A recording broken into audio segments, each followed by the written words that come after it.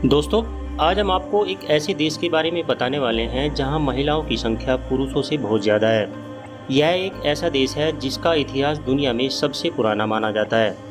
इस देश की महिलाएं हर किसी को अपनी सुंदरता से मनमोहित कर ही लेती हैं और इसी देश में यूरोप के सबसे ज़्यादा एयरपोर्ट्स भी बनाए गए हैं।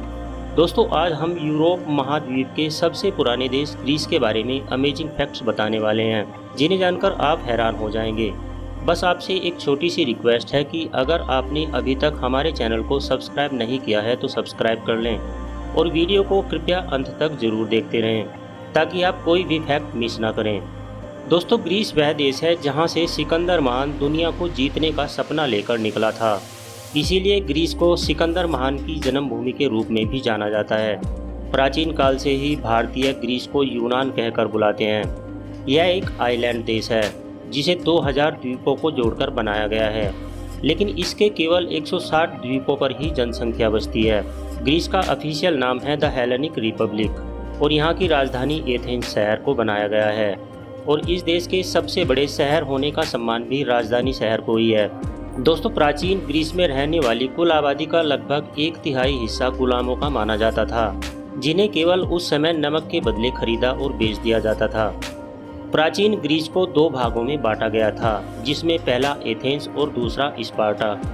एथेंस वाले हिस्से में बच्चे के जन्म के 7 साल बाद उसे पढ़ने के लिए भेजा जाता था, लेकिन दूसरे हिस्से स्पार्टा में 7 साल के बच्चे को सैनिक ट्रेनिंग के लिए तैयार करते थे।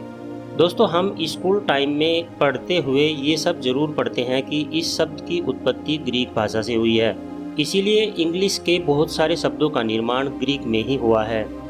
जैसे स्कूल शब्द भी ग्रीक भाषा का ही एक शब्द है जिसका मतलब होता है टाइम पास। दोस्तों, ग्रीस उन देशों की गिनती में गिना जाता है जहां के नागरिकों को वोट डालना अनिवार्य है और जो व्यक्ति वोट नहीं डालता उसे सजा भी मिलती है। जैतून का तेल उत्पादन करने के मामले में ग्रीस दुनिया में तीसरे स्थान पर आता है। इसके अलावा दुनिया का 7% मार्बल का पत्थर भी ग्रीस से ही निकलता है। दोस्तों, प्राचीन यूनान के लोग नंगे होकर व्यायाम किया करते थे। इतना ही नहीं, ग्रीक का एक शब्द है गायनेशियम, जिसका मतलब होता है व्यायामशाला, और यहाँ पर लोग पूरी तरह से निर्वस्त्र होकर व्यायाम किया करते थे।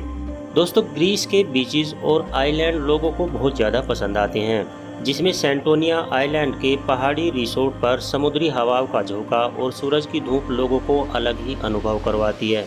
यह आइलैंड टूरिस्टों को हमेशा से ही आकर्षित करता आया है।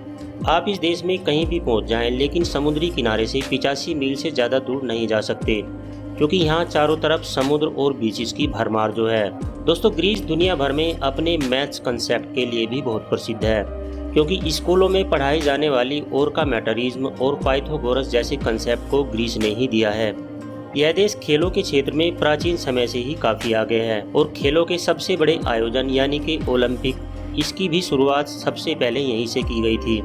दोस्तों, हम अगर इस सुंदर से देश के क्षेत्रफल की बात करें तो यह देश 1,31,958 वर्ग किलोमीटर के एरिया में फैला हुआ है और इस देश में लगभग 1 करोड़ 4 लाख के आसपास लोग बसते हैं।